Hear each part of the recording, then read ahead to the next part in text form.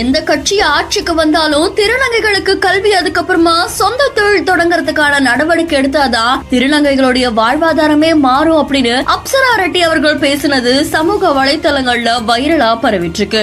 திருநங்கைகளும் ஒரு மதிப்புக்கூடிய இடத்துல ஒரு வாழ்வாதாரத்தை அவங்க சொந்தமா பொருளாதாரத்தை பார்த்து அவங்க வாழ்வாதாரத்தை கவனிச்சு அவங்களும் ஒரு மதிப்புக்கூடிய ஒரு குடிமகனா வரலாம். எண்ணூர்ல இருக்கக்கூடிய சுனாமி குடியிருப்புல வாழ்வாதாரம் இல்லாம தவிச்சிட்டு வந்த 4 திருநங்கைகளுக்காக டிக்னிட்டி ப்ராஜெக்ட் அப்படின்ற அமைப்பு மூலமா அவங்களுக்கு தள்ளு வண்டிகளை வழங்கியிருக்காங்க.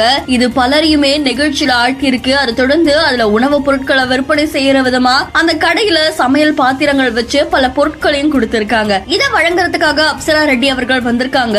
அப்போ யார்கிட்டயும் கையேந்தாம நாங்க சொந்த தொழில நிக்கிறதுக்கு, வாழ்வாதாரத்தை பெருக்கி தரத்துக்கு திருநங்கைகளுக்கு கண்டிப்பா ஏதாவது ஒரு உதவி கிடைக்கணும் அப்படின்ற மாதிரியும் சொல்லியிருக்காங்க. இந்த காட்சிகள் சமூக வலைத்தளங்கள்ல வைரலா பரவிட்டு இருக்கு. மத்திய அரசு பாத்தீங்கன்னா நிறைய விஷயத்துக்கு அவங்க பட்ஜெட் டிக்ளேர் பண்றாங்க, பட்ஜெட் அறிவிக்கிறாங்க.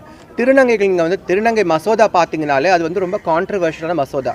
ஸோ எங்களை ஏன் பிரித்து பார்க்குறீங்க? நாங்களும் சக மனிதர்கள் தான். நிச்சயமாகவே பட்ஜெட்டில் கூட திருநங்கைகளுக்கு வீட்டு வசதிக்காகவும் படிப்புக்காகவும் அவங்க உணவுக்காகவும் அவங்களோட சர்ஜரிஸ் மெடிக்கல், இப்போ ஒரு திருநங்கையாக மாறணும் இல்லை திருநம்பியாக மாறணும்னா அதுக்கு நிறைய செலவு இருக்குது. ஹார்மோன் தெரப்பி எடுக்கணும், அறுவை சிகிச்சை பண்ணணும். அதுக்கெல்லாம் கவர்மெண்ட் பட்ஜெட்ஸில் சப்சிடிஸ் கொடுத்தாலோ இல்லை ஃப்ரீ மெடிக்கல் சர்ஜரிக்காக மெடிக்கல் ஏதாவது ஃப்ரீ பண்ணி கொடுத்தா திருநங்கைகளும் ஒரு மதிப்புக்கூடிய இடத்துல ஒரு வாழ்வாதாரத்தை அவங்க சொந்தமாக பொருளாதாரத்தை பார்த்து அவங்க வாழ்வாதாரத்தை கவனித்து அவங்களும் ஒரு மதிப்புக்கூடிய ஒரு குடிமகனாக வரலாம்.